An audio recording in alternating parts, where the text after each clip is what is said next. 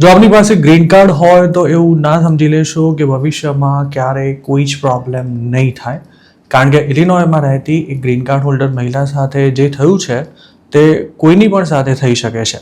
Chicago ટ્રિબ્યુનના એક report અનુસાર બિયાટા સિમિયોન્કોવિક્સ નામની એક મહિલા છે 2003થી ગ્રીન કાર્ડ પર અમેરિકામાં રહે છે, પણ ગયા વર્ષે જ આઈસ દ્વારા તેની ધરપકડ કરવામાં આવી હતી અને તે આજ દિન સુધી જેલમાં બંધ છે. મૂળ પોલેન્ડની બિયાટા હાલ નોર્ધન કંટકીમાં આવેલા ડિટેન્શન સેન્ટરમાં કેદ છે અને તે ક્યારે બહાર આવશે તેના કોઈ જ ઠેકાણા નથી. તેની બંને દીકરીઓ અમેરિકન સિટીઝન હોવા છતાં પણ આઈસવાળા આ મહિલાને છોડવા તૈયાર નથી. બિયાટાએ પોતાના પેપરવર્કમાં કોઈ ચૂક ના થાય તેનું પૂરતું ધ્યાન રાખ્યું હતું, તેમજ સિટીઝનશીપ લેવા માટે પણ અપ્લાય કરી દીધું હતું, પણ તેમ છતાંય ઓગસ્ટ 2025માં તેની ઘરેથી જ ધરપકડ કરવામાં આવી હતી. તેના ફેમિલી મેમ્બર્સનો દાવો છે કે તે 95માં લીગલી અમેરિકા આવી હતી અને થોડા જ સમયમાં ઇલિનોય મૂવ થઈ હતી. એક અમેરિકન સિટીઝન સાથે મેરેજ કર્યા બાદ તેણે 2003માં ગ્રીન કાર્ડ મેળવ્યું હતું અને લગ્નજીવન દરમિયાન 2 દીકરીને જન્મ આપ્યા બાદ તેના ડિવોર્સ થઈ ગયા હતા. બિયાટાની મોટી દીકરી 25 વર્ષની છે, જ્યારે નાની દીકરીની ઉંમર 21 વર્ષ છે. મતલબ કે આ બંને યુવતી તેની માતાને સ્પોન્સર કરી શકે તેમ છે, પણ તેમ છતાંય અનેક પ્રયાસો બાદ તે પોતાની માતાને જેલમાંથી નથી છોડાવી શકી. ગયા વર્ષે શિકાગોમાં ઓપરેશન મિડવે બ્લિચ શરૂ કરાયું ત્યારે જે 7,000 લોકોની ધરપકડ કરવામાં આવી હતી તેમાં બિયાટાનો પણ નંબર આવી ગયો હતો. DHSના જણાવ્યા અનુસાર બિયાટાએ સપ્ટેમ્બર 2005માં એક સ્ટોરમાંથી ચોરી કરી હતી અને ત્યારબાદ ઓક્ટોબર 2011માં રિટેલ થેફ્ટના અન્ય કેસમાં તેની ધરપકડ કરવામાં આવી હતી. આ બંને કેસમાં તેની સામે મિસડિમિનર ચાર્જીસ લગાવાયા હતા, કારણ કે ચોરીની રકમ $150થી ઓછી હતી.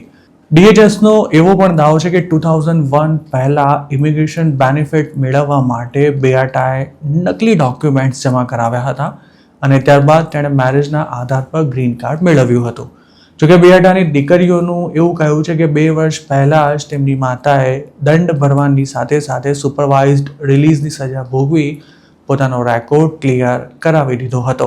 શિકાગો ટ્રિબ્યુન સાથે વાત કરતા બિયાટાની ફેમિલીએ એવું પણ કહ્યું હતું કે તેમની માતા કપરી આર્થિક સ્થિતિમાંથી પસાર થઈ રહી હતી ત્યારે તેણે તેમના માટે કપડાની ચોરી કરી હતી. જોકે DHSનું એવું કહેવું છે કે અમેરિકાની સરકાર પાસે કાયદાનો ભંગ કરનારા કોઈ પણ એલિયનનું ગ્રીન કાર્ડ રદ કરવાની સત્તા છે. હાલ બિયાટાને ક્રિમિનલ સાથે રાખવામાં આવી છે, જેમાંથી અમુક લોકો પર તો હત્યાનો પ્રયાસ કરવાના પણ આરોપ છે. બિયાટાની સાથે જ આયર્લેન્ડની ડોના હ્યુગસ નામની અન્ય ગ્રીન કાર્ડ હોલ્ડર મહિલા પણ કંટકીની જેલમાં બંધ હતી. તે ડબલિનથી શિકાગો લેન્ડ થઈ તે જ વખતે તેની ધરપકડ કરવામાં આવી હતી. બિયાટાની માફક તેની પણ મિસડિમિનર ચાર્જીસ હેઠળ 10 વર્ષ પહેલાં ધરપકડ થઈ હતી. જોકે તેનો કેસ ફેડરલ કોર્ટમાં ગયો ત્યારે જજે એવું જણાવ્યું હતું કે તેણે ડિપોર્ટેબલ ક્રાઇમ ન કર્યો હોવાથી આઈસ તેને પોતાની કસ્ટડીમાં ના રાખી શકે. આ જજમેન્ટ બાદ ડોના તો જેલમાંથી બહાર આવી ગઈ હતી, પણ બિયાટા હજુ પણ અંદર જ છે. કોર્ટ રેકોર્ડ્સ અનુસાર બિયાટા ગ્રીન કાર્ડ હોલ્ડર હોવા છતાં પણ ડિસેમ્બર 9, 2025ના રોજ ઇમિગ્રેશન જજે તેને ડિપોર્ટ કરી દેવાનો ફાઇનલ ઓર્ડર આપી દીધો હતો. તેની સામે અપીલ પણ ફાઇલ કરવામાં આવી હતી. જોકે DHSએ આ અંગે શિકાગો ટ્રિબ્યુનને આપેલા સ્ટેટમેન્ટમાં એવું જણાવ્યું છે કે ડિપોર્ટેશનની પ્રોસેસ પૂરી ના થાય ત્યાં સુધી બિયાટાને ડિટેન્શન સેન્ટરમાંથી છોડવામાં નહીં આવે. ડોનાનું કહેવું છે કે જો વર્ષો જૂના મિસડિમિનર કેસમાં તેને રાહત મળી શકી હોય તો બિયાટાને પણ તેના કેસના આધાર પર રિલીઝ કરવી જ જોઈએ. બિયાટાની બંને દીકરીઓ હાલ ઇલિનોયના સેનેટર ડિક ડર્બિન સાથે મળીને તેની માતાને છોડાવવા માટે પ્રયાસ કરી રહી છે.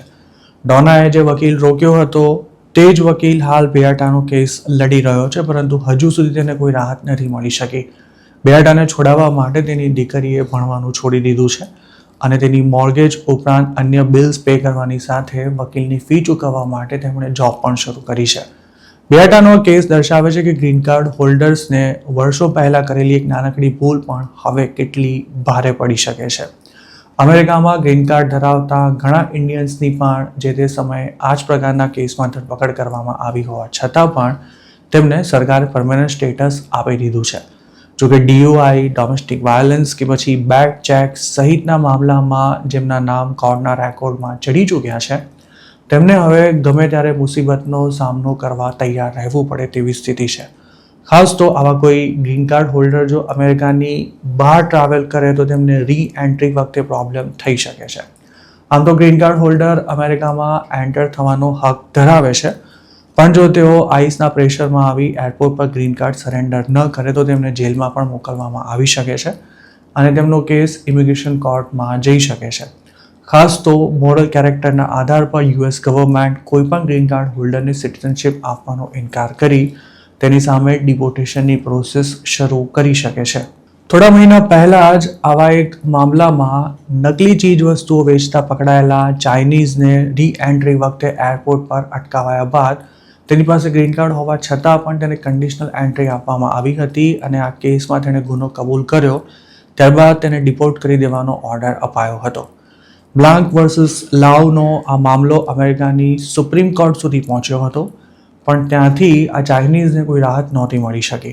અમેરિકાની સર્વોચ્ચ અદાલતે આ મામલે સરકારની તરફેણમાં ચુકાદો આપી ગ્રીન કાર્ડ હોલ્ડર્સના ડિપોર્ટેશનને આસાન બનાવી દીધું છે. તેના કારણે હવે એવી સ્થિતિ સર્જાય છે કે ક્રિમિનલ હિસ્ટ્રી ધરાવતા ગ્રીન કાર્ડ હોલ્ડર્સ માટે પણ પોતાનું સ્ટેટસ રિન્યૂ કરાવવાની સાથે સાથે સિટીઝનશિપ લેવું પણ ખૂબ જ મુશ્કેલ બની ચૂક્યું છે.